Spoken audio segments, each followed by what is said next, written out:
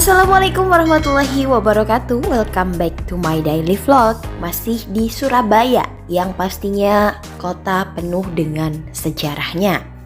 Jadi kali ini aku mau pergi ke suatu museum, yaitu adalah monumen ya, lebih tepatnya Monumen Kapal Selam Pasopati.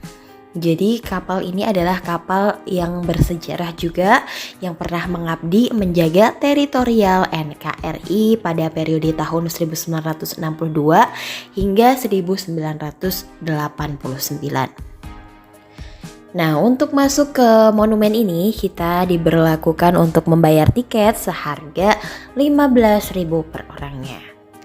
Oke guys, jadi kalian bisa melihat seperti apa kondisinya, keramaiannya seperti apa. Kalau dari parkirannya bisa dilihat bahwasanya di sini tuh ramai. Cuman ketika memasuki ke area monumen bisa dibilang tidak terlalu ramai. Dan di sekitaran monumen juga disediakan seperti warung-warung kecil dan juga tempat-tempat istirahat. Jadi kita bisa membeli makanan atau minuman di kawasan monumen ini ya. Lumayan lah fasilitasnya, bagus juga.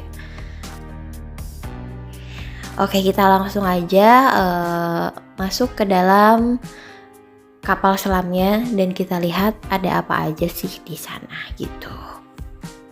Oke guys, seperti yang kita tahu bahwasanya menjaga wilayah teritorial dan bawah laut Indonesia itu nggak mudah ya. Dan hal tersebut itu membutuhkan peralatan yang canggih. Seperti halnya KRI Pasopati, kapal selam buatan Rusia yang pernah mengabdi menjaga teritorial NKRI pada periode tahun 1962 hingga 1989. Dan kapal selam ini mampu menghancurkan garis lintas musuh atau anti-shipping, terus mengadakan pengintaian dan melakukan silent raids. Di masa-masa itu udah lumayan canggih ya, terlebih memang Rusia terkenal dengan alat-alatnya yang pastinya super canggih. Nah, untuk mengenang ketangguhan KRI Pasopati dan memperkenalkan kepada masyarakat luas. Jadi kapal ini tuh dimuseumkan pada tahun 1996 setelah dinonaktifkan pada 1990. Jadi tahun 1990 itu kapal ini udah tidak aktif lagi, udah tidak ya kalau manusia udah nggak bekerja lagi gitu ya, kayak udah pensiun gitu. Sampai akhirnya tahun 1996 dimuseumkan. Dan proses pemindahan kapal yang sebesar ini kalau dinaikin truk nggak mungkin juga ya, karena ini berat banget dan kalian bisa lihat bahwasanya bagian dalamnya seperti apa, dan ini kayak mustahil lah, impossible banget gitu. Jadi untuk memindahkan badan kapal ini tuh dibagi menjadi 16 bagian. Wow, 16 bagian. Dan kemudian dibawa satu persatu menggunakan truk kontainer. Sampai akhirnya proses pemindahan dan pembangunan monumen kapal selam ini menghabiskan waktu selama 2 tahun pengerjaan. Jadi setelah dipotong-potong, kemudian dibawa, disusun selama 2 tahun pengerjaan. Wow. Ya bisa kebayang gak sih rumitnya seperti apa gitu.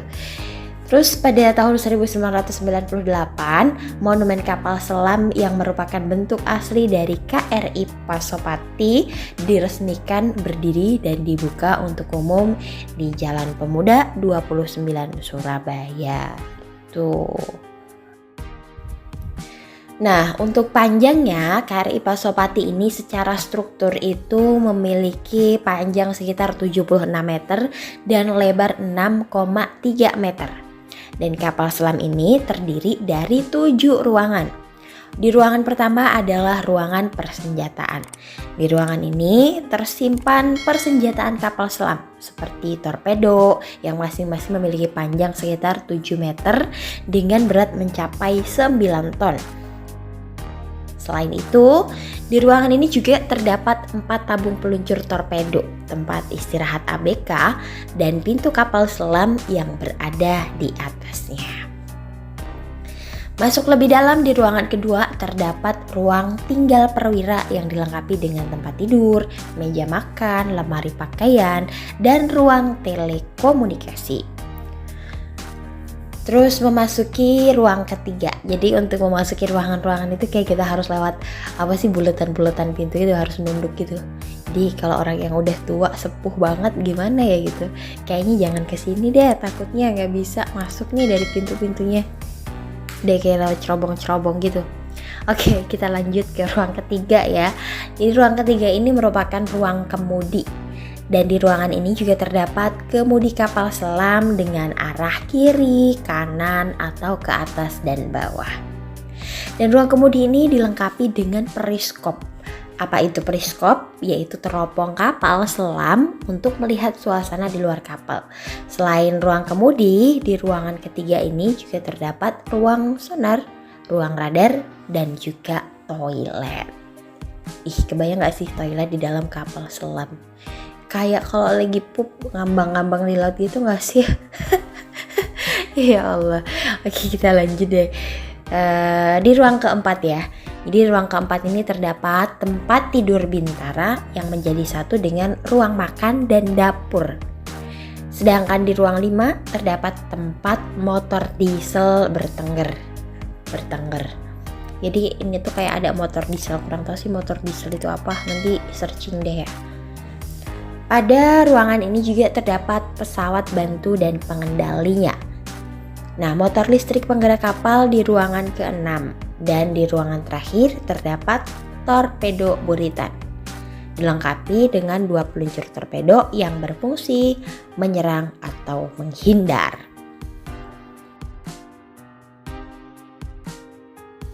Selain itu juga, di Monumen Kapal Selam ini juga menyediakan berbagai fasilitas wisata lain, seperti ruang audiovisual yang digunakan untuk menonton film dokumenter dan kolam renang anak. Oh iya, di sini sebelum masuk juga dijelaskan bahwasannya setiap pukul 12 siang itu diadakan pemutaran video dokumenter atau video film dokumenter yang memang udah disediakan. Cuman aku kurang tahu ya tempatnya di mana. Jadi bagi kalian yang ingin melihat film dokumenternya dan beberapa lokasi lain, bisa tanya ke kakaknya yang jaga, atau ketika kalian masuk ke dalam monumen kapal selam nih, itu kan ada penjaganya tuh, bisa tanya-tanya gitu. Karena memang waktuku terbatas, jadi kemarin cuman masuk ke dalam kapal selamnya aja. Dan wisata ini cocok banget untuk kalian yang suka dengan sejarah, atau anak-anak juga bisa diajak ke sini, bisa menambah belajar sejarahnya dan teknologinya juga. Jadi kayak bagus untuk tempat wisata edukasi gitu. Dan mungkin itu aja sedikit informasi tentang Monumen Kapal Selam yang berada di Surabaya. Semoga sedikit informasinya bermanfaat, dan sampai jumpa di next My Daily Vlog. Assalamualaikum warahmatullahi wabarakatuh. Bye-bye.